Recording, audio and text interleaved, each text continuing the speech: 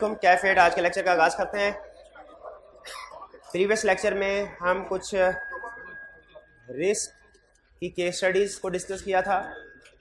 फिर इसके बाद हमने स्टडी किया अप्रोचेज ऑफ ऑडिटिंग, और ये approaches of auditing comparatively less important concept था। जो ज़्यादा इंपॉर्टेंट कंसेप्ट था वो था ऑडिट रिस्क मॉडल, जिसमें हमने ये स्टडी किया कि ऑडिट रिस्क क्या है। ऑडिट रिस्क का मतलब ये है कि फाइनेंशियल स्टेटमेंट्स में मटेरियल मिस स्टेटमेंट हो और ऑडिटर अनमोडिफाइड ओपिनियन एक्सप्रेस कर दे। ऑडिट रिस्क का मतलब क्या आपने पढ़ा कि फाइनेंशियल स्टेटमेंट्स में मटेरियल मिस स्टेटमेंट हो और ऑडिटर अनमोडिफाइड ओपिनियन एक्सप्रेस कर दे। इसका मतलब है ऑडिट तो जो पर्पस था उसका वो तो फेल हो गया, वो तो मीट नहीं हो सका। ऑडिट रिस्क, अच्छा ऑडिट रिस्क गुड थिंग है या बैड थिंग? बैड। कोई भी रिस्क हो वो बैड थिंग है, तो उसका मतलब है ऑडिट रिस्क को रिड्यूस होना चाहिए। खत्म नहीं हो सकता तो कम से कम रिड्यूस तो होना चाहिए। अच्छा ऑडिट रिस्क को रिड्यूस करना है तो बुराई को खत्म करना हो तो उसकी जड़ से खत्म करना चाहिए कि शाहे को उतर देनी चाहिए, जड़ से खत्म करा। तो हमने ऑडिट रिस्क की जड़ देखी। जड़ क्या है हमें पता चला, जड़ से पता चला ऑडिट रिस्क तीन चीजों से मिलकर बनता है। ऑडिट रिस्क कितनी चीजों से मिलकर बनता है? तीन चीजों से। तीन तरह के रिस्क हैं। ये जब इकट्ठे हो जाए, तीनों जब इकट्ठे हो जाए, जब ये तीनों इकट्ठे हो जाए, इनको इकट्ठे करने के लिए इनके दरमियान में हम मल्टीप्लाई का वर्ड यूज करते हैं, प्लस का वर्ड यूज नहीं करते। ट्रेडिशन है, परंपरा है कि तीनों रिस्क जो हैं इनको इकट्ठा करने के लिए क्या करते हैं? मल्टीप्लाई का। तो ऑडिट रिस्क को कम करना है, देखना पड़ेगा किन चीजों से मिलके बना। पता चला तीन कंपोनेंट से मिलके बना। ऑडिट रिस्क तीन कंपोनेंट से मिलके बना। वो कंपोनेंट्स कौन कौन से हैं? Inherent risk, control risk, detection. यानी जब रिसर्चर ने रिसर्च की कि क्यों ऐसा हुआ कि फाइनेंशियल स्टेटमेंट्स में मिस स्टेटमेंट थी और ऑडिटर उसको डिटेक्ट नहीं कर सका, मेन फोकस इसके ऊपर रखना है आपने कि क्यों ऐसा हुआ, फाइनेंशियल स्टेटमेंट में मिस स्टेटमेंट थी, ऑडिटर डिटेक्ट नहीं कर सका। पहली रीजन फाइनेंशियल स्टेटमेंट में मिस स्टेटमेंट थी। फाइनेंशियल स्टेटमेंट में मिस स्टेटमेंट थी, किस वजह से थी? नेचर ऑफ एंटिटी की वजह से, नेचर ऑफ ट्रांजैक्शन की वजह से। For example banking business, insurance business होता ही कॉम्प्लेक्स है, ठीक है। शायद इसमें कम्प्लेक्स बिजनेस की वजह से इसमें मिस स्टेटमेंट होना लाजमी होता है, लाजमी होती है। जैसे कुछ ट्रांजैक्शन भी ऐसी होती हैं कि ट्रांजैक्शंस क्या है, डेटर क्रेडिट ट्रांजैक्शन करोगे रिस्क होना ही होना है, क्या? बैड डेट का, ठीक है। वारंटी प्रोवाइड करोगे रिस्क होना ही होना है, प्रोविजन कैलकुलेट करना पड़ेगी जो हो सकता है एक्चुअल ना हो, ठीक है। लीज की ट्रांजैक्शन है, मुश्किल है, इसमें गलती का चांस होना ही होना है, मुश्किल ट्रांजैक्शन होते हैं। डेफर्ड टैक्स है, इस तरह और बहुत से कुछ एरियाज ऐसे होते हैं जिनमें ट्रांजैक्शन कम्प्लेक्स होती है, उनमें रिस्क होता ही होता है, ठीक है। तो ये जो इनहेरेंट रिस्क कहलाता है ये किस वजह से है? नेचर ऑफ ट्रांजैक्शन की वजह से, ठीक है। हमने जो चैप्टर 3 में रिस्क की एग्जांपल जब पढ़ी थी तो उसमें जो रिस्क थे वो इनहेरेंट रिस्क की एग्जांपल्स पढ़ी थी हमने, ठीक है। इनमें अच्छा एक आप अक्सर क्वेश्चन पूछते थे कि सर मैनेजमेंट के बनाए हुए सिस्टम में अगर प्रॉब्लम हो वो तो कंट्रोल रिस्क है, मैनेजमेंट में कोई प्रॉब्लम हो अगर उसको हम इनहेरेंट रिस्क समझा करते हैं। यानी मैनेजमेंट की इंटेग्रिटी ये मैनेजमेंट की प्रॉब्लम है, मैनेजमेंट का अपने एटीट्यूड, मैनेजमेंट का अपने बनाए हुए कंट्रोल्स को खुद मॉनिटर ना करना। बड़ी इंटरेस्टिंग एग्जांपल है। मैनेजमेंट ने कंट्रोल बनाया, वो कंट्रोल सही नहीं बना, कंट्रोल रिस्क। वो कंट्रोल सही बना लेकिन मैनेजमेंट का एटीट्यूड, माइंडसेट ऐसा है, वो कहता है हमने कंट्रोल बनाया, हम खुद थोड़ी अमल करेंगे, ये इनहेरेंट रिस्क। तो जो चैप्टर 3 में एग्जांपल्स हमने पढ़ी थी रिस्क, याद है? Risk at financial statement level, risk at asset level. उस वक्त आपको नहीं बताया था ये कौन सी टाइप है, क्योंकि उसको टाइप ऑफ रिस्क का कंसेप्ट पढ़ा ही नहीं था, वो तो कल पढ़ा है। तो इसीलिए आज आपको ये बता रहा हूं कि वो जो रिस्क की टाइप्स पढ़ी थी कौन सी थी? इनहेरेंट। तो फाइनेंशियल स्टेटमेंट्स में मिस स्टेटमेंट है, ऑडिटर डिटेक्ट नहीं कर सका, तीन रीजन होती है, तीन कंपोनेंट। पहला कंपोनेंट या रीजन क्या कि nature of transaction, nature of entity की वजह से फाइनेंशियल स्टेटमेंट में रिस्क होते हैं, पहली रीजन ये। जैसे कल हमने एग्जांपल सीए की ली थी, सीए में बाय नेचर रिस्क ज्यादा है, एग्जाम मुश्किल है, पास करना मुश्किल है, पासिंग रेशियो कम होती है, इनहेरेंट रिस्क है। फिर उसका कंट्रोल रिस्क है। भाई जब कभी इनहेरेंट रिस्क होना, जैसे इन्वेंट्री है, कीमती इन्वेंट्री है, ये चोरी होने का रिस्क है ही है, ठीक है। कीमती इन्वेंट्री चोरी होती है, ये समझ लीजिए यूनिवर्सल ट्रूथ है, ठीक है। और ये हर कंट्री में, हर कंपनी में, हर जगह पे ये रिस्क अप्लाई होता है, ये इनहेरेंट रिस्क। इस इनहेरेंट रिस्क को मैनेजमेंट पहले सेस, ऑडिटर तो बाद में सेस करता है ना, मैनेजमेंट पहले सेस करते हैं, फिर रोकने की कोशिश कर, उन्होंने बिजनेस भी तो करना है, चोरी हो गया बिजनेस कहां से करेंगे? तो मैनेजमेंट उस इनहेरेंट रिस्क को एड्रेस करने के लिए कि उसका कोई काउंटर इफेक्ट ना हो, उसका कोई नुकसान ना हो, मैनेजमेंट गुड कंट्रोल डेवलप करती है, ठीक है, जिसे कहते हैं इंटरनल कंट्रोल। अगर इंटरनल कंट्रोल अच्छे लग गए हों, हम कहते हैं कंट्रोल्स आर स्ट्रॉन्ग, और रिस्क कंट्रोल आर स्ट्रॉन्ग दूसरा मतलब क्या है, कंट्रोल रिस्क इज लो। और अगर कंट्रोल्स फारग हों तो कंट्रोल वीक है, कंट्रोल वीक का मतलब कंट्रोल रिस्क इज हाई। ठीक है, तो जिन कंट्रोल्स को रिस्क का इफेक्ट नलीफाई करने के लिए लाया गया था, ठीक है, वो खुद ही ठीक नहीं है। ये दूसरी रीजन बन गई मिस स्टेटमेंट की। पहली रीजन नेचर की वजह से मिस स्टेटमेंट थी, दूसरी रीजन मैनेजमेंट का इंटरनल कंट्रोल नहीं पकड़ सका, मिस स्टेटमेंट को नहीं रोक सका। 3 वर्ड स्टैंडर्ड में यूज हुए हैं। मैनेजमेंट का इंटरनल कंट्रोल उस मिस स्टेटमेंट को जो इनहेरेंट रिस्क की वजह से है उसको प्रिवेंट, डिटेक्ट, करेक्ट नहीं कर सका। 3 अल्फाज कौन से, प्रिवेंट, डिटेक्ट। जब कभी इंटरनल कंट्रोल जहन में आए 3 लफ्ज फौरन उसके बाद जहन में आ जाए, प्रिवेंट, डिटेक्ट, करेक्ट एरर्स। अगर वो एरर्स, वो रिस्क, वो प्रॉब्लम जो इनहेरेंट रिस्क की वजह से आई है, मैनेजमेंट का इंटरनल कंट्रोल सिस्टम उन प्रॉब्लम्स को प्रिवेंट, डिटेक्ट, करेक्ट ना कर सके, हम कहते हैं कंट्रोल रिस्क है। अब जो ऑडिटर के लिए रिस्क है ना, अब जो ऑडिटर के लिए रिस्क है, तो पूरे टाइम पे वैसे गई यार, जैसे शालीमार एक्सप्रेस है ना, टाइम पे आती है, टाइम पे जाती है, ये पूरे टाइम पे। पॉज कीजिएगा। हाँ जी, तो कहां पे थे हम? हाँ, प्रिवेंट। अगर मैनेजमेंट का बनाया हुआ internal control system inherent risk की प्रॉब्लम्स को प्रिवेंट, डिटेक्ट, करेक्ट ना कर सके तो वो कंट्रोल रिस्क है। अच्छा, आप मुझे बताइए, जब अब ऑडिटर की बारी आई ना, मैनेजमेंट ने कहा सर हमने तो खूब कोशिश, इनहेरेंट रिस्क बहुत ज्यादा थे, 100 इनहेरेंट रिस्क थे, हमने इंटरनल कंट्रोल बनाया, लेकिन इंटरनल कंट्रोल आपको पता है परफेक्ट नहीं होता। हमने उसमें से 60 रिस्क रोक लिए, उनका इफेक्ट रोक लिया, 40 अभी भी रह गए, 40 अभी भी रह गए। एज ऑडिटर क्या हमें ये चेक करना, जरा सोच के जवाब दीजिएगा, कंसर्ट बिल्ड हो रहा है। एज ऑडिटर क्या हमें ये देखना चाहिए कि मैनेजमेंट का बनाया हुआ कंट्रोल वाकई 100 में से 60 रिस्क को रोक पा रहा है कि नहीं? देखना चाहिए, पक्की बात। कैसे देखेंगे? Test of control. बेहतरीन, बेहतरीन, शाबाश। टेस्ट ऑफ कंट्रोल हमने पहले तो मैनेजमेंट की स्टेटमेंट को देखा, टेस्ट ऑफ कंट्रोल्स पर अप्लाई किए, पता चला कंट्रोल स्ट्रॉन्ग है, मैनेजमेंट ठीक कह रही है। अच्छा, अब मुझे बताइए अगला कंसेप्ट। अब हमने जो फोकस करना है, जरा सोच के बताइएगा, वो 100 इनिशियल वाले रिस्क पे करना है कि इनहेरेंट रिस्क 100 पे, कि inherent risk into control risk, control risk को कंसीडर करने के बाद, इंटरनल कंट्रोल को कंसीडर करने के बाद जो 40 रिस्क रह गए हैं उनके ऊपर फोकस करना। 40 के ऊपर फोकस, 100 के ऊपर फोकस। भाई इनहेरेंट रिस्क तो 100 थे टोटल। हाँ जी, तो टेस्ट ऑफ कंट्रोल से हमने 60% के बारे में एविडेंस ले लिया है। अब हमारा फोकस 40 पे होना चाहिए। भाई जिन कंट्रोल, जिन रिस्क को, जिन प्रॉब्लम्स को मैनेजमेंट के कंट्रोल्स ने एड्रेस कर लिया है, और हमने भी चेक कर लिया टेस्ट ऑफ कंट्रोल के जरिए से कि ठीक एड्रेस किया है, क्या हमें दोबारा उनको छेड़ने की जरूरत है? वो नहीं है, चेक कर लिया। अब हमारा फोकस होना चाहिए 40% के ऊपर। इसीलिए याद रखिए, याद रखिए। अब टेक्निकल लाइन स्टैंडर्ड वाली बोलने लगा हूं। स्टैंडर्ड कहता है auditor should assess inherent risk and should also assess control risk. ठीक है, अगर कंट्रोल स्ट्रॉन्ग है तो टेस्ट ऑफ कंट्रोल परफॉर्म करेगा। Auditor should assess inherent risk and should assess control risk and then should combine inherent and control risk. Combine level assess करना चाहिए। Combine level क्यों assess करना चाहिए?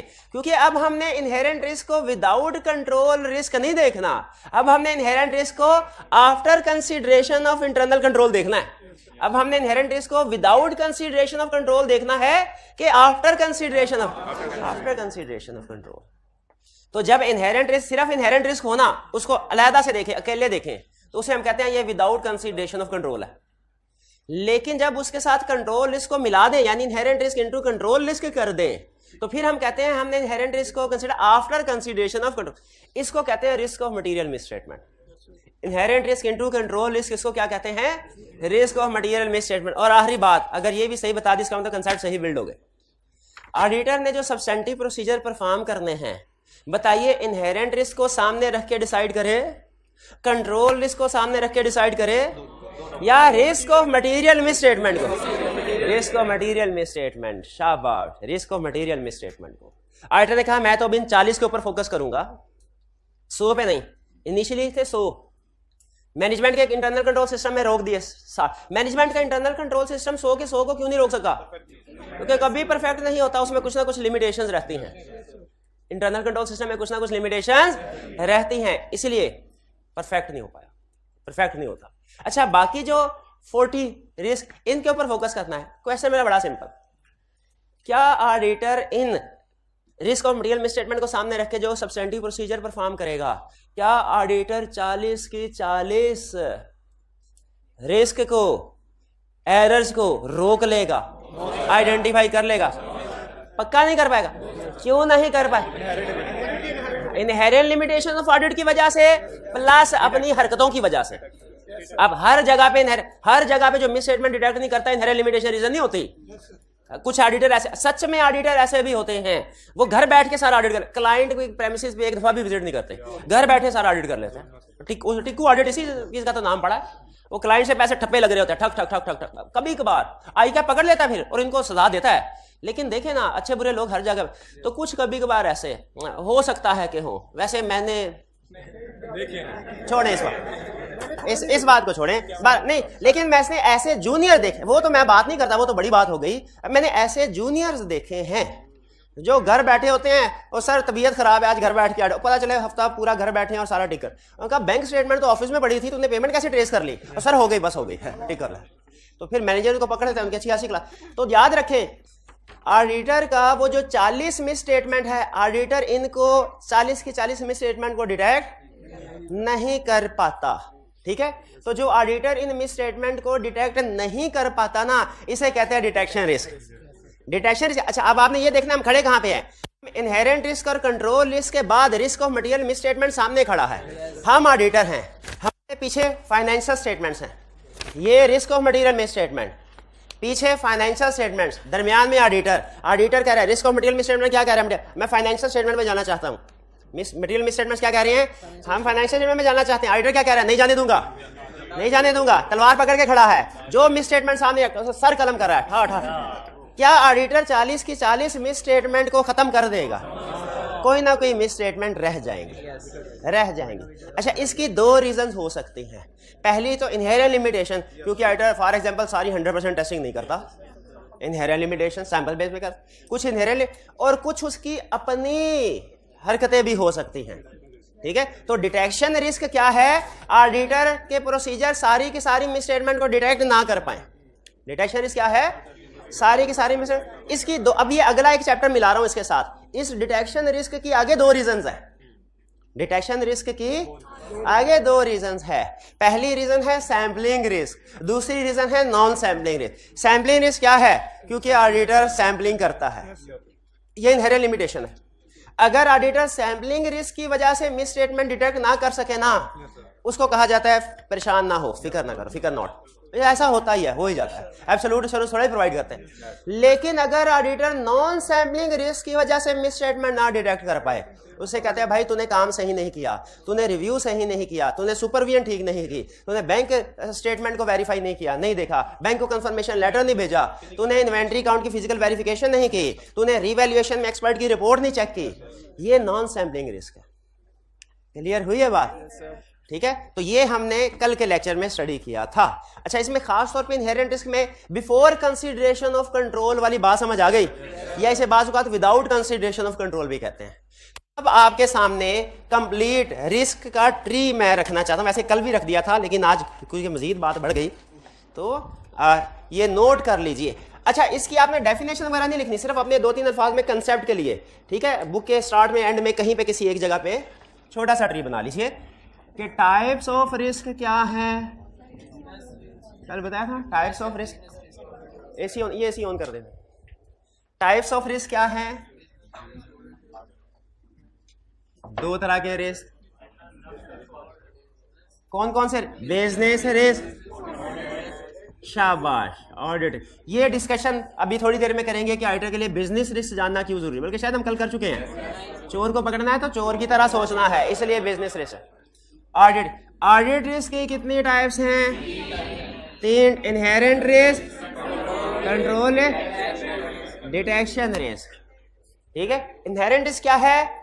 कंसेप्चुअली किसी भी एरिया में किसी भी कंपनी की फाइनेंशियल स्टेटमेंट रिस्क जो किस वजह से है, बाय नेचर, बाय नेचर, जिसे वो कहता है risk without consideration of control. जाहिर है विदाउट कंसीडरेशन ऑफ कंट्रोल ही बनता है, क्योंकि अभी इनहेरेंट रिस्क को सेस करते हुए इंटरनल कंट्रोल को सामने नहीं रखा जाता। इनहेरेंट रिस्क इंडिपेंडेंट है कंट्रोल रिस्क से। अगर इनहेरेंट रिस्क के साथ कंट्रोल रिस्क को मिला दिया जाए ना आफ्टर कंसीडरेशन ऑफ कंट्रोल, तो फिर वो बन जाएगा रिस्क ऑफ मटेरियल मिसस्टेटमेंट। यानी अगर इनहेरेंट रिस्क और कंट्रोल रिस्क इन दोनों का कंबाइन लेवल देखा जाए तो वो होगा रिस्क ऑफ मटेरियल मिसस्टेटमेंट। ठीक है, जिस तरह बाज़ औक़ात ये इक्वेशन लिखी जाती है, audit risk is equal to inherent risk into control risk into detection risk. समझ आ रहा है ना, क्योंकि 3 कंपोनेंट है। उसी तरह बाज़ औक़ात ये इक्वेशन भी शायद आपको कहीं पे नजर आए, risk of material misstatement is equal to into control risk. यानी इन दोनों रिस्क को मिला दें, रिस्क ऑफ मटेरियल मिसस्टेटमेंट बन जाता है। ठीक है, रिस्क ऑफ मटेरियल मिसस्टेटमेंट का कंसेप्ट क्या है कि ऑडिट होने से पहले, ऑडिट प्रोसीजर परफॉर्म होने से पहले जो फाइनेंशियल स्टेटमेंट में रिस्क है ना, वो रिस्क ऑफ मटेरियल मिसस्टेटमेंट है। यानी risk in financial statement after consideration of control, risk in financial statement after consideration of internal, but before performing audit, before performing audit procedure, ये क्या होता है, रिस्क ऑफ मटेरियल मिसस्टेटमेंट। ठीक है, अच्छा अब सुनिए स्टैंडर्ड क्या कहता है। कहता है आपने बिजनेस रिस्क को आइडेंटिफाई कर लिया, अच्छा किया। ऑडिट रिस्क को असेस करना है, उसके लिए आपको इसकी जड़ पे जाना पड़ेगा। जड़ क्या है, inherent risk, control risk, detection risk. अच्छा आप एक इंटरेस्टिंग लाइन सुनिए, वो कहता है आप इनहेरेंट रिस्क को असेस तो कर सकते हैं, ऑडिटर को कह रहा है, ऑडिटर सुन, आप इनहेरेंट रिस्क को असेस कर सकते हैं, रिड्यूस नहीं कर सकते। हमने कहा क्यों नहीं कर सकते, कहता है इसमें किसी का कंट्रोल नहीं है, नेचर की वजह से। फिर अगली बात सुने, कहता है ए ऑडिटर सुन, तुम कंट्रोल रिस्क को असेस तो कर सकते हो, इसको भी रिड्यूस नहीं कर सकते। क्यों नहीं कर सकते, क्योंकि ये मैनेजमेंट की जिम्मेदारी है। भूल गए, इंटरनल कंट्रोल डिजाइन करना मैनेजमेंट की जिम्मेदारी, ऑडिटर की जिम्मेदारी है ही नहीं। तो मैनेजमेंट चाहे तो रिड्यूस कर सकती है अच्छा काम करके, कंट्रोल स्ट्रॉन्ग करके, ऑडिटर नहीं कर सकते। हम सिर्फ असेस कर सकते हैं। ठीक है, तो इसका मतलब हम इसको रिड्यूस करने चले थे, हम ऑडिट रिस्क को रिड्यूस करने चले थे। इनहेरेंट रिस्क को हम सिर्फ असेस कर सकते हैं, रिड्यूस नहीं कर सकते। कंट्रोल रिस्क को असेस कर सकते हैं, रिड्यूस नहीं कर सकते। आज आके फिर किसको, डिटेक्शन रिस्क को रिड्यूस कर सकते हैं। कहते हैं डिटेक्शन रिस्क में भी ठहर जाओ, डिटेक्शन रिस्क नहीं ये कर सकते हैं, ऐसे ये तो हमारे रास्ते, तो कर क्या सकते हैं थोड़ी नहीं, इतना जज्बाती नहीं होना, ये कर सकते हैं। डिटेक्शन रिस्क के कह रहा है 2 टाइप्स हैं। डिटेक्शन रिस्क के आगे फर्दर 2 टाइप्स, एक है सैम्पलिंग रिस्क, एक है नॉन सैम्पलिंग। सैम्पलिंग रिस्क क्या है कि ऑडिटर किसी मिस स्टेटमेंट को डिटेक्ट नहीं कर सका क्योंकि उसने सैम्पलिंग की हुई थी।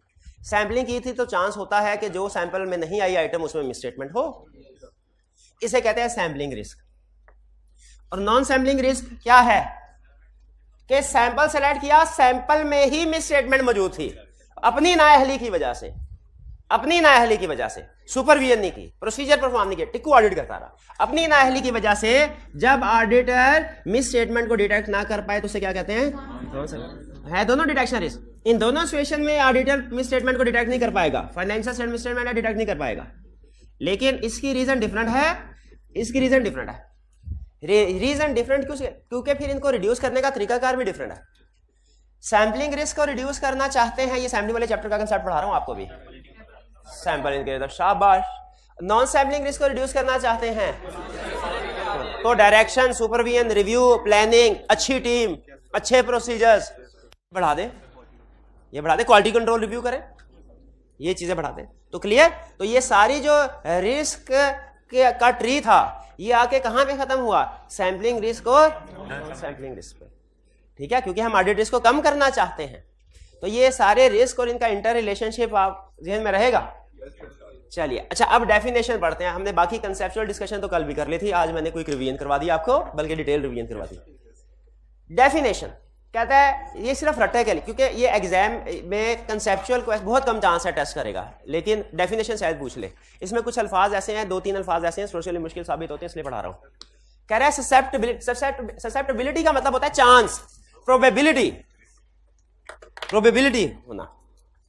इनहेरेंट इसका मतलब क्या है, ससेप्टेबिलिटी यानी चांस ऑफ एन असर्शन, कि किसी एरिया में, कोई असर्शन में, किसी एरिया में, आपको पता है ना रिस्क असेसमेंट हम असर्शन लेवल पे करते हैं कि एरिया लेवल पे करते हैं, ये पता है ना। एरिया लेवल एजर्शन लेवल में क्या फर्क है? एक एरिया की बहुत सी एजर्शन होती हैं।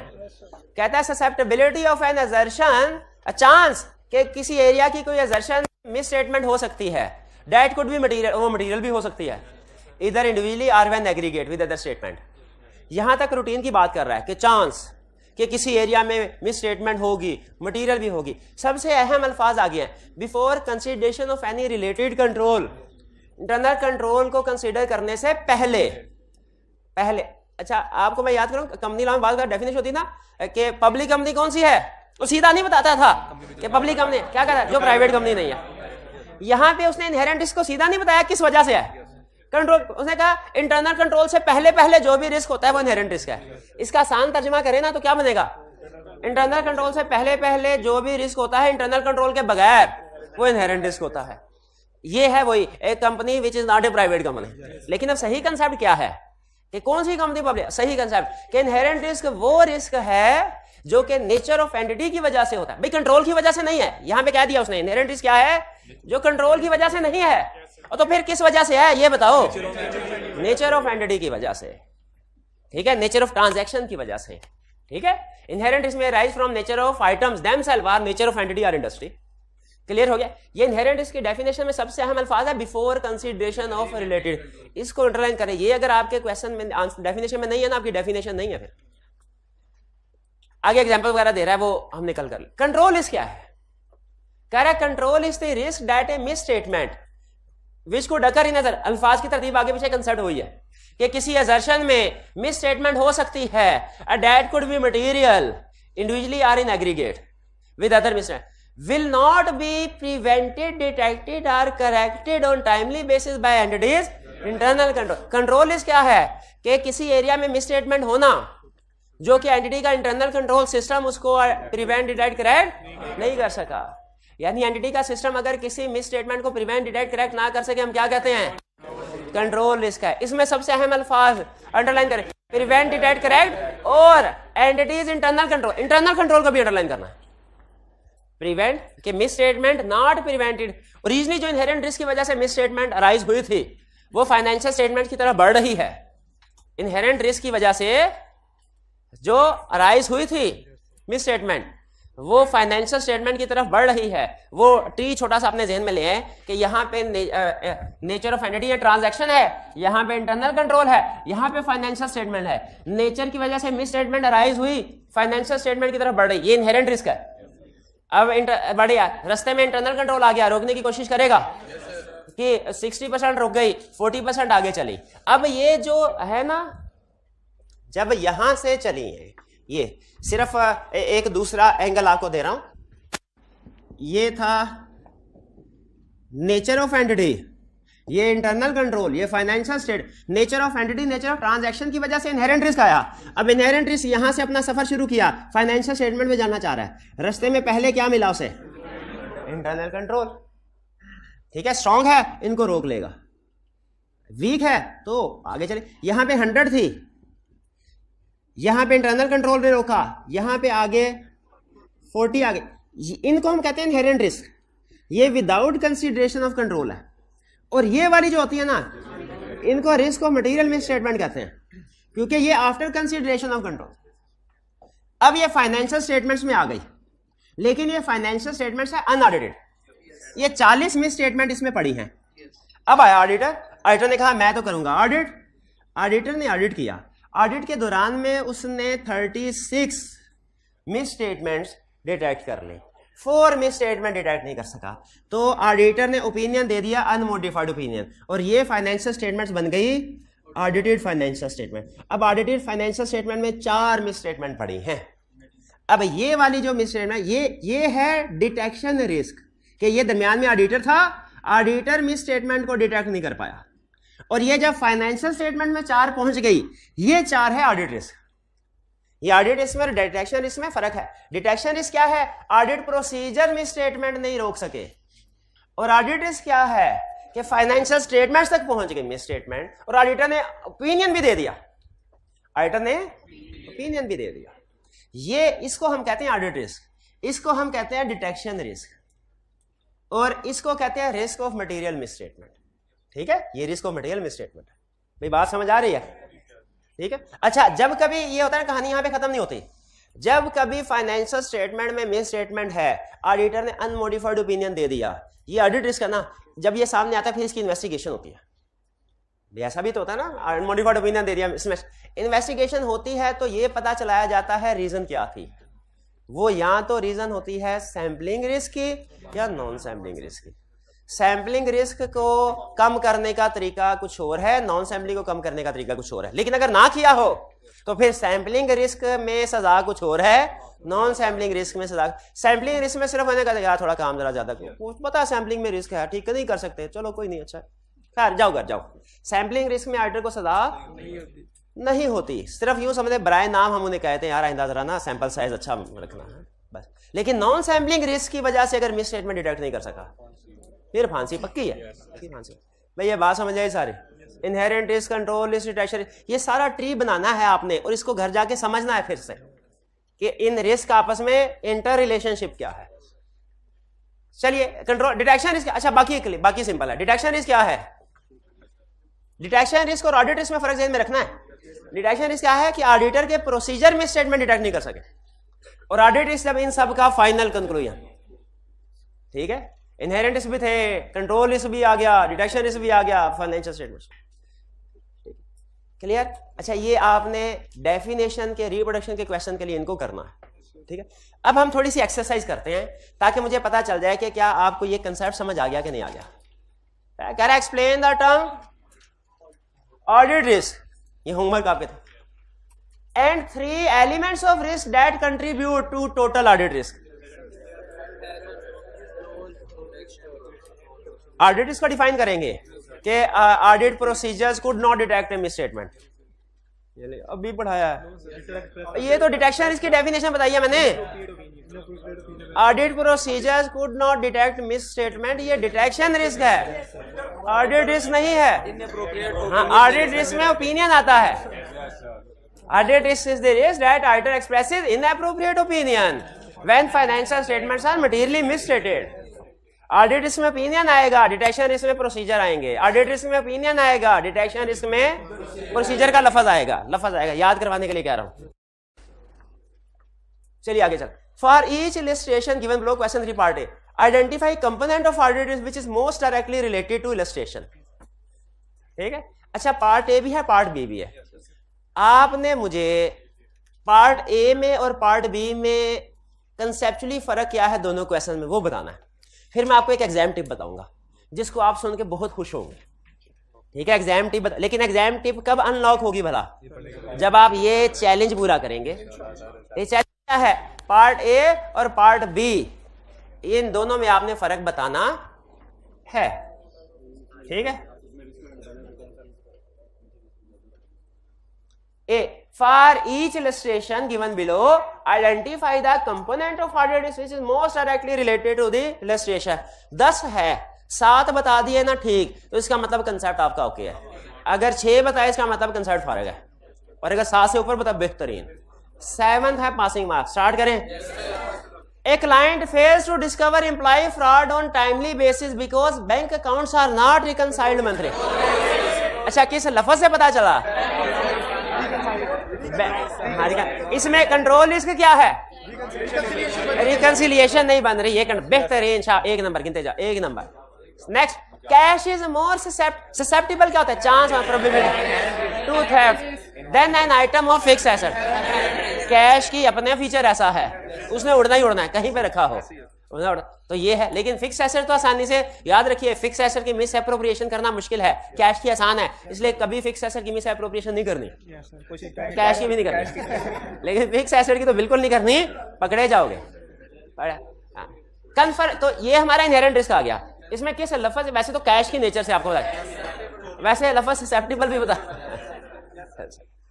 Third, confirmation of receivable by an auditor fails to detect material, detection risk, शाबाश। 3, डिसबर्समेंट किसे कहते हैं? पेमेंट्स को। Disbursements have occurred without prior proof. तो इसमें कौन सा कंट्रोल वायलेट हो रहा है? अप्रूवल नहीं होनी। आप अगर मैनेजमेंट लेटर देंगे जब क्लाइंट को, उसमें एक लाइन आइटम क्या डालेंगे? Disbursement should be approved disbursement should be approved. ये सजेशन है भाई, कंट्रोल वीकनेस है ना, तो मैनेजमेंट लेटर में क्या करते हैं, कंट्रोल वीकनेस और सजेशन देते हैं। तो मैनेजमेंट लेटर में ये जिक्र करेंगे कि नहीं करेंगे। 4 इनएडिक्वेट सेग्रीगेशन नहीं हो। सेग्रीगेशन ड्यूटीज पता है आपको क्या होता है? बेहतरीन। सेग्रीगेशन ड्यूटी क्या होता है? अलग-अलग ड्यूटी नहीं, एक ही ट्रांजैक्शन पे एक से ज्यादा लोगों को लगाया जाए। बज़ाहिर लगता है क्यों खर्चा बढ़ाया जाए, आम बंदे से कहना पागल हो गया। अब एक ट्रांजैक्शन पूरी जब एक बंदा कर सकता है तो फिर 2 बंदों की क्या जरूरत है? तो क्रॉस वेरीफाई हो जाता है। ये छोटी एंटिटी, छोटे क्लाइंट होते हैं ना, उनमें वाकई जरूरत नहीं है इसकी, वो तो वाकई। लेकिन जो बड़ी क्लाइंट होते हैं जिनमें बार बार ट्रांजैक्शन होती हैं, तो उसमें ये हम कर सकते हैं। इनएडिक्वेट सेग्रीगेशन ऑफ ड्यूटीज कंट्रोल। शाबाश। 5 omission of a necessary substantive detection risk. 6 susceptibility of loan receivable to material before consideration related control. Inherent 7 मेरा ख्याल है या तो मैंने रिस्क असेसमेंट ठीक नहीं की थी या आप ओवर ऑडिटिंग करके आए हैं। कैसे करके आए हैं घर से? शाबाश। टेक्नोलॉजिकल डेवलपमेंट में एक चाय हो जाए। ये भाईजान टीए किधर है? एक चाय मेरे लिए ले आए और एक चाय इन सब के लिए ले आए, एक चाय हो जाएगी। शाबाश। Technological developments make major product obsolete. Inherent technology change होने से, फैशन चेंज होने से आ गया भाई साहब। हाँ नहीं जिस दिन कोई एक्स्ट्रा लेक्चर होगा ना हमारा, उस दिन इंशाल्लाह चाय का भी इंतजाम किया जाएगा, केक का भी इंतजाम किया जाएगा, और ड्यूरेशन ज्यादा हुई तो बिरयानी का भी इंतजाम किया। लेकिन एक्स्ट्रा जिस दिन आप एक्स्ट्रा फेवर मुझे देंगे तो मैं भी आपको एक्स्ट्रा फेवर दूंगा। Make a major product obsolete. Major product obsolete हो गई। Inherent risk. First stock in trade perpetual inventory count system has not. System ठीक नहीं है ना। एबीसी, अच्छा ये एग्जांपल, ये अक्सर स्टूडेंट इसको नहीं पिक कर पाते। ABC company client lacks sufficient working capital to continue operations. Working capital नहीं है, ये गोइंग कंसर्न का इशू है। वर्किंग कैपिटल नहीं है, चलाएंगे क्या कंपनी, गोइंग कंसर्न का इशू है। एग्रीड। और गोइंग कंसर्न कौन सा रिस्क है? Inherent risk. बताया चैप्टर 3 में जितने रिस्क थे, risk at financial statement level जितने भी हैं कौन से हैं? Inherent risk. उसमें एग्जांपल थी कि नहीं थी? चलिए 12 10 में से 9 आपने ठीक बता दिए, बिल्कुल ठीक। अच्छा अब पार्ट बी, और आपने मुझे बताना है कि कंसेप्चुअली पार्ट ए और पार्ट बी में क्या फर्क था। जब बताएंगे तो एक एग्जाम टिप।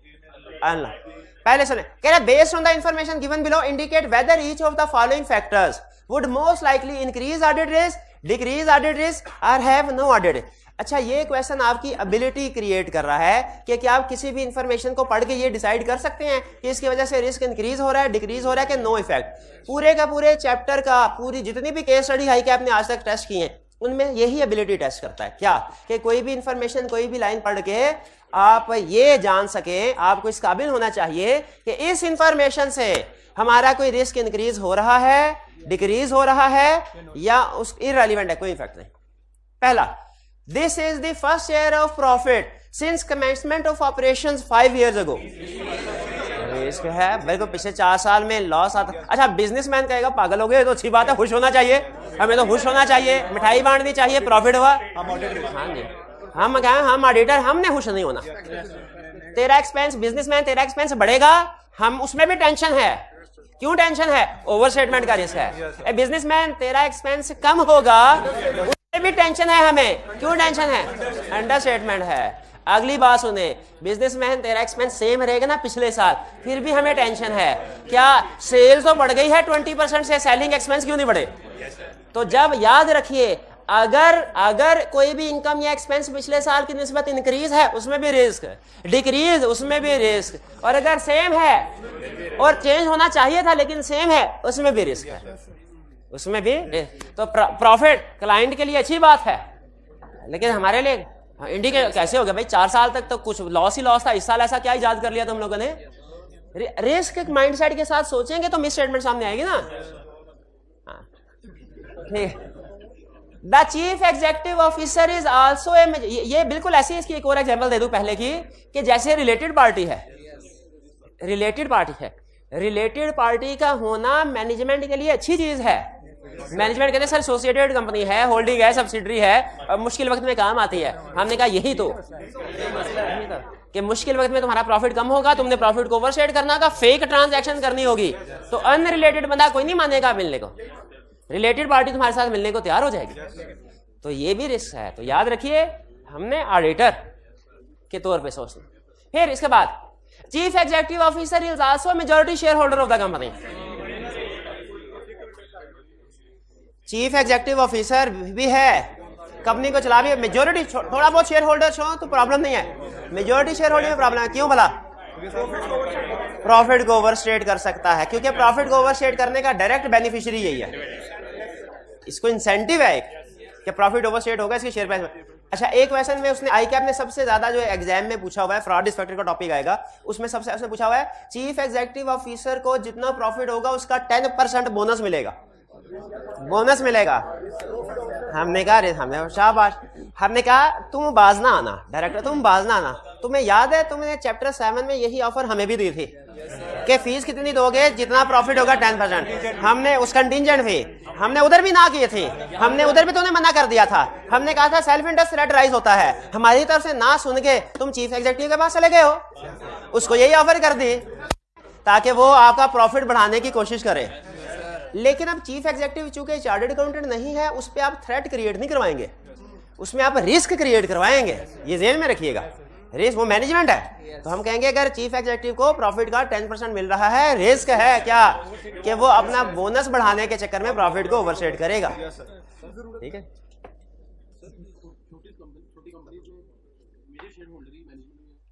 हाँ, छोटी कंपनीज में मेजर शेयर होल्डर ही मैनेजर, तो उसका मतलब छोटी कंपनीज में रिस्क ज्यादा है, रिस्क ज्यादा है, वो ये काम कर सकते हैं।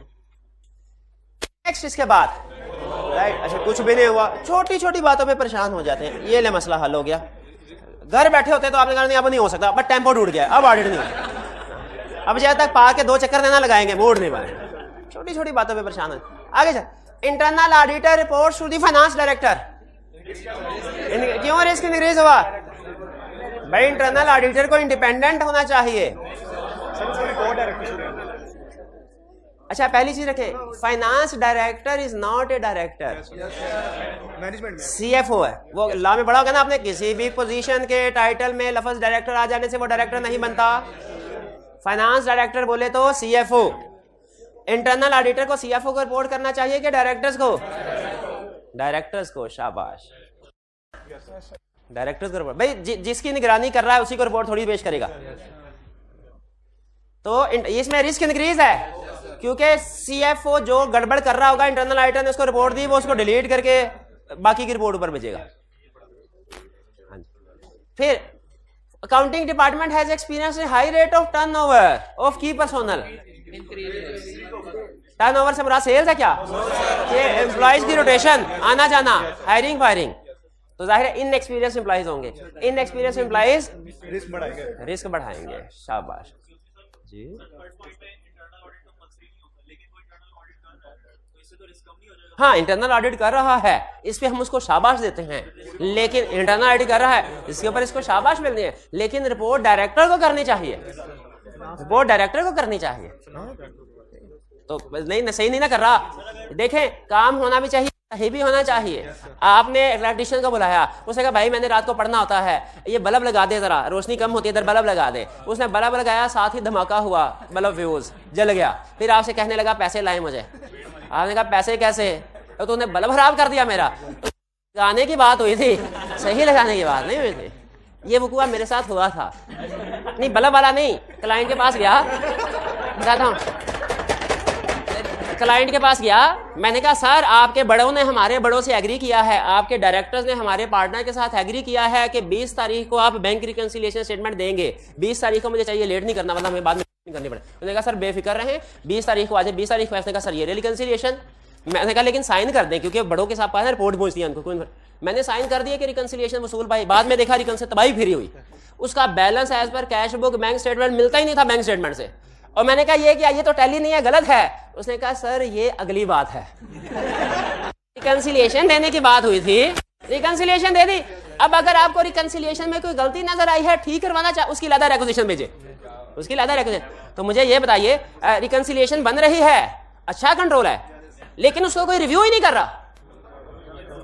हमने किसके ऊपर फोकस करना है? अच्छे कंट्रोल भी है, वीक भी है। वीक भी, अच्छे को इग्नोर कर देना है, वीक पे करना है। ठीक है, अच्छाई का जमाना है, लेकिन हमारा प्रोफेशन ही सर। छोटी सी मिसाल, ये तो आपने टाइम बचा जाएगा। आपका टेस्ट चेक हुआ, आपके आए 30 में से 28 नंबर, मिसाल दे रहा हूं, हाँ जी 28 नंबर। बताइए आपको ये पता चलना ज्यादा जरूरी है कि 28 नंबर क्यों आए, या ये पता चलना ज्यादा जरूरी है कि 2 नंबर क्यों कटे? 28 नंबर क्यों आए? क्योंकि टीए भाई का दोस्त था, फेमिलियरिटी थ्रेट, फेमिलियरिटी थ्रेट। भाई इंप्रूवमेंट कैसे आएगी? ये देख के 28 क्यों आएगी, ये देख के 2 क्यों कटे, 2 क्यों कटे? तो शेयर होल्डर हमसे ये एक्सपेक्ट कर रहे होते कि अगर उसमें गलती, हम उन्हें ये ना बताया कि सर ये भी ठीक है, ये भी ठीक है, ये भी। मैं तुझे मैनेजमेंट की तारीफें करने के लिए थोड़ी रखा है, मैं तुम्हें ये बता गलत क्या है। ठीक है, तो accounting department risk high in experience. अच्छा, फिर auditor has been auditing for the company for past 3 years। शाबाश, ये भाई कह रहे हैं ये तो थ्रेट है। शाबाश, पूरा ऑडिट पढ़ रहे हैं, कितने 100 के करीब लेक्चर होंगे। सारा ऑडिट भूल जाए, कोई एक बात नहीं भूलनी। क्या? फिर से सुन ले, 105 के करीब लेक्चर होंगे हमारे, सारा ऑडिट भूल जाए, एक बात नहीं भूलनी। क्या? कि क्वेश्चन को अटेम्प्ट करने से पहले रिक्वायरमेंट पढ़नी है, और ध्यान से पढ़नी है, और फिर से पढ़नी है, और जो रिक्वायरमेंट है वही जवाब देना है। रिक्वायरमेंट क्या है? रिस्क। वे थ्रेट थोड़ा ही है। अगर थ्रेट पूछ रहा होता, थ्रेट बताता मैं, रिस्क पूछ रहा है, बताओ। अब मुझे इनिशियल ऑडिट, रिकरिंग ऑडिट वाले कंसेप्ट की तरफ जाना है। क्या ये इनिशियल ऑडिट है? रिकरिंग ऑडिट, रिस्क क्या होगा? डिक्रीज हो जाएगा। ठीक है, तो पूरे ऑडिट में सबसे अहम कंसेप्ट कौन सा है? सारे कंसेप्ट, ये risk at financial statement level होता है ना, उसका भी अबू जी कंसेप्ट है। क्या? कि रिक्वायरमेंट, रिक्वायरमेंट को पढ़ना है, समझना है, और फिर पढ़ना है, और फिर जो रिक्वायर किया है वही बताना है। चले बताइए, अब इनमें फर्क बताइए, क्या आगे फर्क है? हाँ शाबाश, बिल्कुल ठीक। ये जो पार्ट ए वाला क्वेश्चन है ना, इसमें कह रहे हैं मुझे टाइप ऑफ रिस्क भी बताओ। बी में कह रहा है टाइप ऑफ रिस्क छोड़ो, मुझे सिर्फ ये बता दो रिस्क है कि नहीं, सिर्फ ये बता दो रिस्क है कि नहीं, मेहरबानी। टाइप ऑफ रिस्क तो दूर की बात है, वो तो अगले लेवल की बात है, मैं उस लेवल पे नहीं जाता। मुझे सिर्फ इतना बता दो रिस्क है कि नहीं है। ए और बी में सुन लें। और आपके लिए गुड न्यूज, क्या? आई कैप कहता है इन दोनों में से कौन सा, बताइए, अगर इसकी केस स्टडी बने, इसकी केस स्टडी बने, दोनों में से किसकी केस स्टडी इजी होगी? नीचे वाले की केस स्टडी। क्यों इजी भला? इसमें सिर्फ रिस्क आइडेंटिफाई करना, टाइप नहीं बतानी। इसमें रिस्क के साथ उसकी टाइप, यानी हमें अगले लेवल में भी सोचना पड़ेगा। आई कैप कहता है मैं केस स्टडी आसान बनाऊंगा आपके लिए, और आप वो भी नहीं कर पाएंगे सही, वो भी नहीं। क्या कहता है? किसी भी केस स्टडी में, सुन लीजिए, किसी भी केस स्टडी में मैं आपसे सिर्फ इतना पूछूंगा, रिस्क बता दो किस इंफॉर्मेशन से राइज होता है, टाइप ऑफ रिस्क नहीं पूछूंगा। इसकी गवाह, 4 गवाह हैं इसके, इस बात के 4, किस बात के 4 गवाह हैं? कि आई कैप केस स्टडी टेस्ट करेगा तो उसमें सिर्फ ये पूछेगा बताओ रिस्क इंक्रीज हो रहा है कि नहीं, किससे रिस्क है, टाइप नहीं पूछे। 4 गवाह हैं, कौन कौन से? पास पेपर में कौन कौन से? भाई अभी ये 4 सवाल की हैं, ये 4 गवाह। पीछे देख, पीछे देख, पीछे देख। पहला गवाह, पीछे, आगे चल, आगे आगे देखो। पहला गवाह क्वेश्चन नंबर 9, दूसरा गवाह 10, 11, 12। देख ले, रिक्वायरमेंट को पढ़ के देख ले। रिस्क कह रहा है, रिस्क, रिस्क आइडेंटिफाई करना है। शाबाश, रिस्क क्या कह रहा है? रिस्क आइडेंटिफाई, टाइप आइडेंटिफाई करने को नहीं कह रहा। ठीक है, टाइप आइडेंटिफाई करने को नहीं कह रहा। तो आपने, इसका मतलब ये हुआ टाइप्स सिर्फ रिप्रोडक्शन के क्वेश्चन के लिए पढ़ लें, एग्जाम्पल याद कर लें। वो केस स्टडी नहीं पूछता। ये वाहिद केस स्टडी उसने पूछी हुई है, ये पता नहीं 20 साल पुरानी बात है, उससे भी ज्यादा, जब आप पैदा भी नहीं हुए चले उस वक्त। ठीक है, तो एक्सपेक्टेड है कि अब टाइप ऑफ, अब इस तरह की केस स्टडी पूछेगा, इस तरह की केस स्टडी नहीं पूछता, ना पहले पूछता था, सिर्फ एक दफा उसने क्वेश्चन कंसेप्ट। और इसमें भी अगर आप देखें ना तो ये असल में ये टाइप्स एग्जांपल्स में से ही उसने पूछा है, ये भी कोई टेक्निकल किस्म की केस स्टडी नहीं। आगे चलते हैं, अंडरस्टैंडिंग ऑफ एंटिटी। सुन लीजिए, अंडरस्टैंडिंग ऑफ एंटिटी कहता है रिस्क असेसमेंट कैसे होगी। कहानी शुरू होती है इनहेरेंट रिस्क। क्या ऑडिटर ने ऑडिट करने से पहले रिस्क असेसमेंट करनी है? भाई ऑडिटर को ऑडिट प्रोसीजर परफॉर्म करने से पहले करनी चाहिए। रिस्क असेसमेंट की डेफिनेशन में उसने बताया भाई रिस्क असेसमेंट कैसे होगी। Risk assessment procedures to obtain understanding of entity and internal control. Understanding of entity ज्यादा अहम है। To obtain understanding, to assess risk of material miss. अब याद आया आपको उसने इसमें अंडरस्टैंडिंग ऑफ एंटिटी और इंटरनल कंट्रोल दोनों को क्यों लिखा? क्योंकि अंडरस्टैंडिंग ऑफ एंटिटी से आता है इनहेरेंट रिस्क, अंडरस्टैंडिंग कंट्रोल से कंट्रोल रिस्क, और दोनों को मिला के क्या बनता है? Risk of material misstatement. अब आपका वो कंसेप्ट क्लियर हुआ? रिस्क, उसमें उसने लफ्ज रिस्क ऑफ मटेरियल मिसस्टेटमेंट क्यों यूज किया था? इनहेरेंट रिस्क नहीं किया, कंट्रोल, क्योंकि अंडरस्टैंडिंग ऑफ एंटिटी दोनों आएंगे। अच्छा, कंसेप्ट ये है जहां से ये लर्निंग ऑब्जेक्टिव आया। ऑडिटर ने रिस्क असेसमेंट करनी, उसके लिए अंडरस्टैंडिंग ऑफ एंटिटी ऑब्टेन करनी। सवाल ये है जिससे ये कंसेप्ट कि ऑडिटर को कितनी अंडरस्टैंडिंग ऑफ एंटिटी ऑब्टेन करनी चाहिए? जितनी मैनेजमेंट की अंडरस्टैंडिंग है अपनी कंपनी के बारे में उतनी, उससे ज्यादा, या उससे कम? कितने स्टूडेंट्स का ख्याल है ज्यादा? कितनों का ख्याल है उतनी ही? कितनों का ख्याल है कम?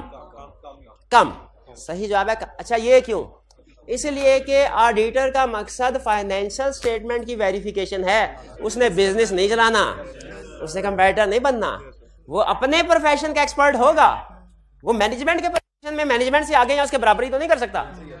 तो इसीलिए ऑडिटर को अंडरस्टैंडिंग ऑफ एंटिटी ऑब्टेन करनी चाहिए, लेकिन कितनी? इतनी को अंडरस्टैंडिंग के उसका रिस्क असेसमेंट हो जाए। कंप्लीट अंडरस्टैंडिंग जितनी मैनेजमेंट के पास है उतनी नहीं, कितनी को?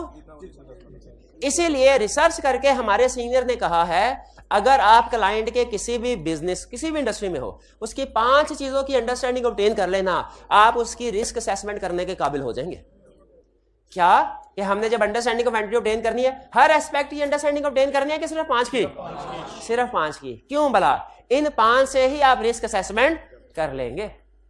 फॉर एग्जाम्पल, वो कहता है पहली चीज, अब आपने मुझे बताना है, मैं आपको फैक्टर बताऊंगा, आपने मुझे साबित करना है कि इससे रिस्क असेसमेंट हो सकती है कि नहीं। आप किसी भी कंपनी का ऑडिट करने के लिए जाएं, ऑडिटर रिक्वायर्ड टू, आपने उसकी अंडरस्टैंडिंग ऑब्टेन करनी है। ठीक है, एंटिटी अंडरस्टैंडिंग शैल कवर फॉलोइंग, ये 5 चीजों की। पहला, relevant industry, regulatory and other external factors including applicable financial reporting framework. Industry से रिस्क असेसमेंट होती है कैसे? भाई अगर इंडस्ट्री फैशन बेस्ड इंडस्ट्री है, टेक्नोलॉजी बेस्ड इंडस्ट्री है, उसमें इन्वेंट्री के ऑब्सोलीट होने का रिस्क है। शाबाश, तो इस अंडरस्टैंडिंग से रिस्क असेसमेंट हो गई। क्या ये अंडरस्टैंडिंग ऑब्टेन करनी चाहिए? अगले एग्जांपल सुनिए। External regulatory and other external factor, क्या अगर कोई लॉ की वायलेशन हो रही हो, हमें लीगल रिक्वायरमेंट पढ़नी चाहिए?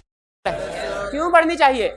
अगर कोई लॉ की वायलेशन हो रही होगी, ना सिर्फ ये कि पेनल्टी की प्रोविजन रिकॉर्ड करनी पड़ेगी, बल्कि लाइसेंस कैंसिल होने का खतरा हुआ ना, किसी को जानी नुकसान पहुंचे ना आपकी किसी भी एक्टिविटी से, कंपनी कहती है फारिग करो इस कंपनी को, जिंदा रहने का हक नहीं, जिसे दूसरों की जान को खतरा।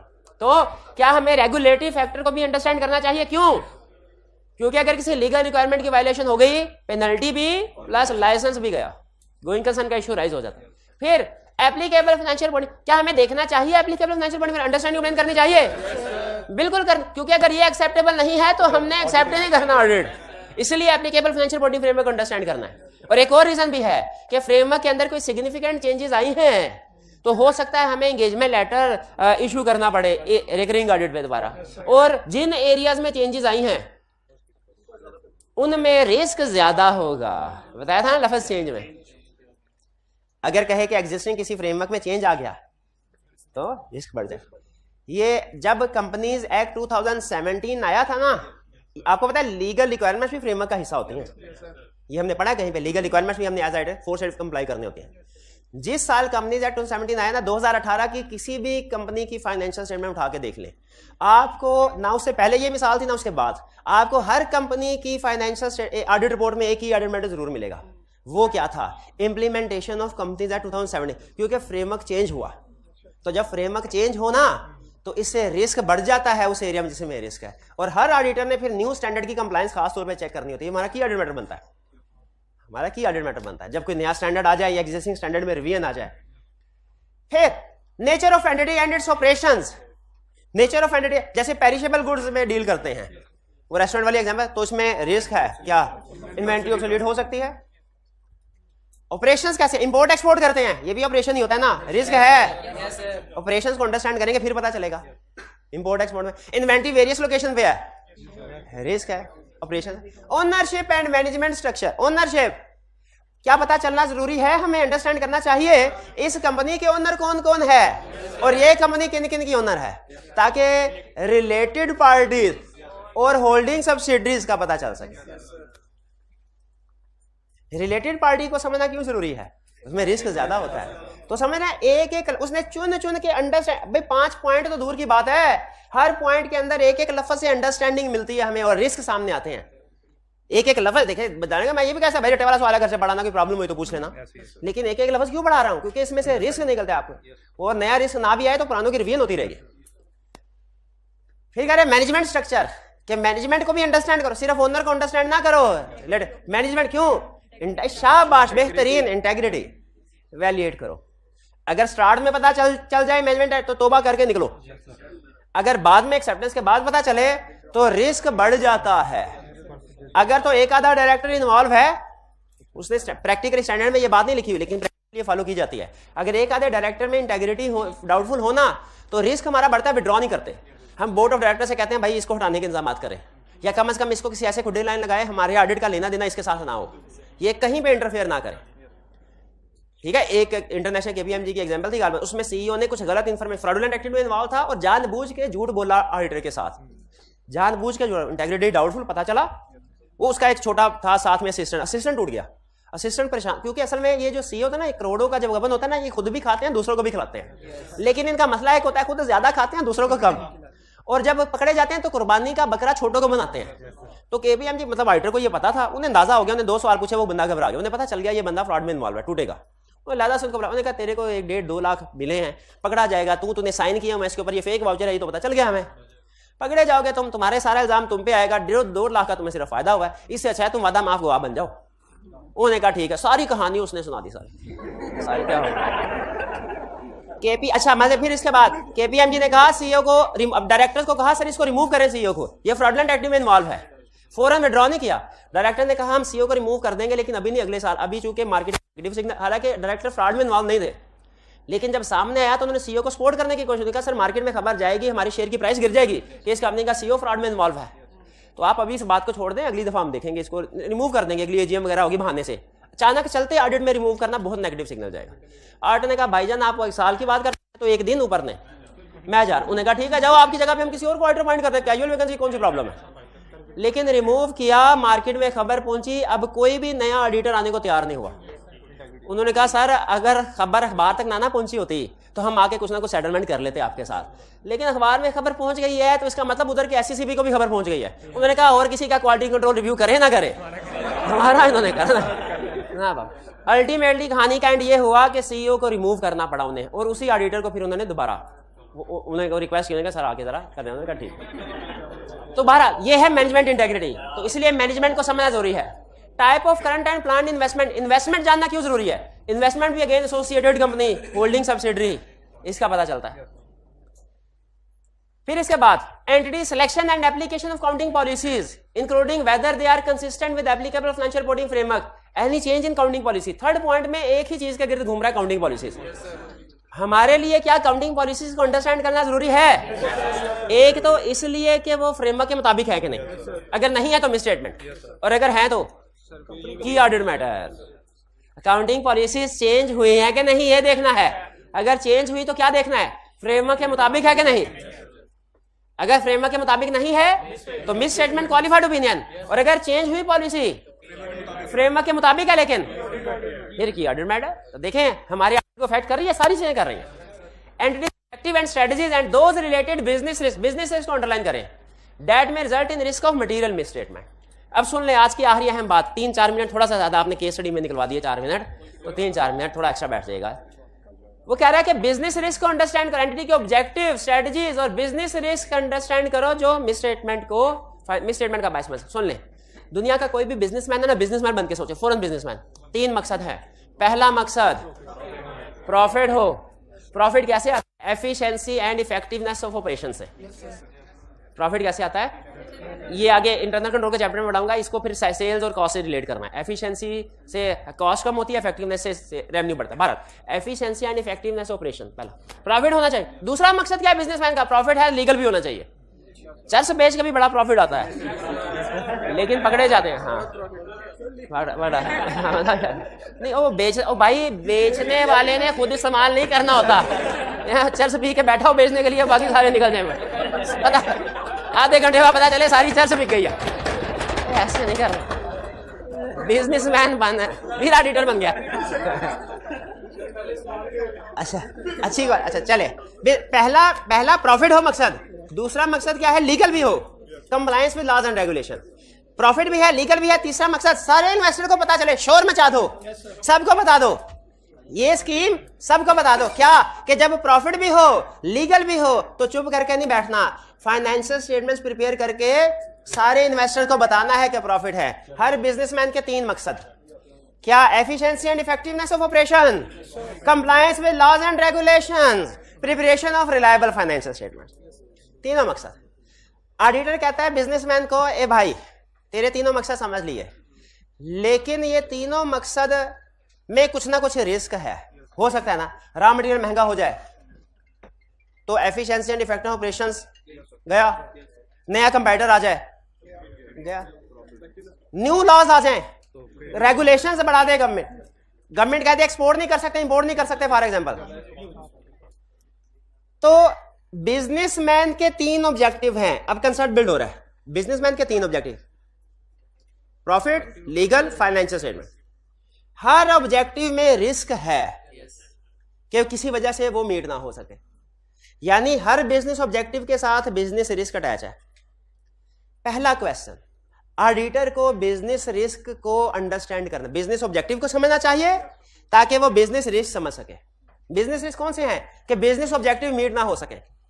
अगला सवाल, ऑडिटर बिजनेस ऑब्जेक्टिव को, बिजनेस रिस्क को क्यों अंडरस्टैंड कर रहा है? उन्होंने कहा क्यों करो, क्या उसने बिजनेस का नहीं, इस वजह से कि कुछ बिजनेस रिस्क ऐसे होते हैं जो फाइनेंशियल स्टेटमेंट को अफेक्ट करते हैं। हर बिजनेस रिस्क अफेक्ट नहीं करता।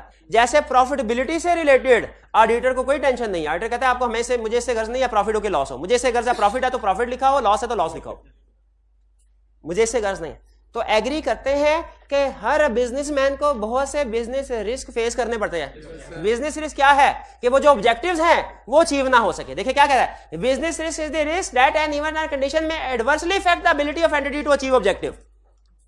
कि किसी इवेंट या कंडीशन की वजह से जो एंटिटी के ऑब्जेक्टिव नहीं लिखे, लेकिन मैंने आपको 3 ऑब्जेक्टिव बताए, ठीक है, efficiency, effective operation, regulation, liable financial, 3 objective बताए। कोई भी ऐसा इवेंट जो इन ऑब्जेक्टिव को अचीव ना करने दे, उसे कहेंगे बिजनेस रिस्क। क्या ऑडिटर को बिजनेस रिस्क अंडरस्टैंड करना चाहिए? आंसर है यस। अगला, व्हाई, क्यों करना चाहिए? इसलिए कि सारे नहीं, लेकिन कुछ बिजनेस रिस्क फाइनेंशियल स्टेटमेंट को अफेक्ट करते हैं। जैसे नॉर्मली एग्जांपल दे रहा हूं, नॉर्मली 3 ऑब्जेक्टिव थे ना मैनेजमेंट के। पहला ऑब्जेक्टिव कौन सा था? प्रॉफिट। प्रॉफिट से रिलेटेड रिस्क ऑडिटर के लिए रेलिवेंट नहीं है, क्योंकि ऑडिटर को इसी से गर्ज है कि प्रॉफिट है या लॉस, जो मर्जी हो लिखा सही हो इसे। हाँ, लेकिन जो preparation of reliable financial statement वाला मकसद है ना, उससे रिलेटेड जो भी बिजनेस रिस्क है वो ऑडिटर का ऑडिट रिस्क भी है, वो ऑडिटर का। फिर से सुन लीजिए, हर बिजनेस रिस्क ऑडिट के लिए रेलिवेंट नहीं, सिर्फ वो बिजनेस रिस्क रेलिवेंट है जो फाइनेंशियल स्टेटमेंट को इफेक्ट करते हैं, क्योंकि ऑडिटर की अल्टीमेट जो रिस्पॉन्सिबिलिटी है वो फाइनेंशियल स्टेटमेंट की है। तो हर बिजनेस रिस्क ऑडिटर के लिए कौन सा बिजनेस रिस्क रेलिवेंट है? फाइनेंशियल स्टेटमेंट को अफेक्ट कर रहा है। इसीलिए हम कहते हैं कि audit risk is a part of business risk. Business risk he audit risk बन जाते हैं, कुछ बिजनेस रिस्क। ठीक है, तो ऑडिट रिस्क की एक डेफिनेशन तो ये है ना जो टेक्निकली हमने पढ़ी, risk that auditor expresses in appropriate opinion when financial statement relatively मिसस्टेटेड। एक सिर्फ कंसेप्ट भी है क्या, वो बिजनेस रिस्क जो फाइनेंशियल स्टेटमेंट को अफेक्ट करे वो ऑडिट रिस्क है। समझ आ रही बात? तो ये असल में ना ऑडिटर क्यों करता है, देखिए ऑडिट रिस्क को ढूंढने का ना एक तरीका तो ये अंडरस्टैंडिंग ऑफ एंटिटी, एक तरीका है पकी पकाई खीर के मैनेजमेंट ने, बिजनेस ने अपने बिजनेस रिस्क आइडेंटिफाई किए होंगे, ऑडिटर एक एक बिजनेस रिस्क को पढ़ता जाए, उसके आगे अगर वो फाइनेंशियल स्टेटमेंट को इफेक्ट करता है टिक लगाए, अगर फाइनेंशियल स्टेटमेंट को इफेक्ट नहीं करता क्रॉस लगाए। तो ये टिक क्रॉस करते करते रेडिली अवेलेबल लिस्ट बन जाएगी ऑडिट रिस्क की, खुद से भी ढूंढेगा। लेकिन बिजनेस रिस्क क्या है, अगर ऑडिटर बिजनेस रिस्क को अंडरस्टैंड कर लेना तो बहुत से रिस्क उससे ऑटोमेटिकली मिल जाते हैं। पकी पकाई खीर है ये बिजनेस रिस्क को हम क्या कहते हैं, पकी, यानी वो रिस्क है जो मैनेजमेंट ने ऑलरेडी आइडेंटिफाई किए हुए हैं, हमने उसमें सिर्फ ये देखना है कौन कौन से हमारी फाइनेंशियल स्टेटमेंट को अफेक्ट करते हैं। तो खुद बताइए, ऑडिटर खुद भागदौड़ करके रिस्क आइडेंटिफाई करता है, इनहेरेंट रिस्क भी, कंट्रोल भी, डिडक्शन भी, क्या उसे बिजनेस रिस्क भी अंडरस्टैंड करने चाहिए, पढ़ने चाहिए? क्यों भला? क्योंकि ऐसे बिजनेस रिस्क और फाइनेंशियल स्टेटमेंट को अफेक्ट करते हैं और वो ऑडिट रिस्क बन जाते हैं, पकी पकाई खीर, रेडीमेड ऑडिट। ठीक है जी। और फिर लास्ट में कह रहा है evaluation and review of entities financial, क्या फाइनेंशियल स्टेटमेंट्स को इवैल्यूएट करने से रिस्क आते हैं? सारी की सारी रिस्क असेसमेंट थ्रू फिगर इसी से निकलती है। चलिए, तो ये 5 आइटम्स हैं, एक एक चीज को डिस्कस करने का मकसद था आपको रियलाइज करवाना कि इनकी अंडरस्टैंडिंग स्टैंडर्ड ने क्यों कहा है कि रिस्क असेस करते हुए इन सबको अंडरस्टैंड करो, क्योंकि इसमें से हर एक लिस्ट में से रिस्क सामने आएंगे। खास तौर पे आजकल आईकैप का फोकस पता है किस पे है? Business risk. Business risk clear जी। तो ये आपने, ठीक है, आज के लिए इतना मजीद कोई कंसेप्ट नहीं है, ठीक है, बस नहीं, बस ठीक है, इतना काफी है। होम असाइनमेंट जरूर कीजिएगा। आज का लेक्चर यहाँ खत्म करते हैं। अल्लाह हाफिज। अच्छा, कल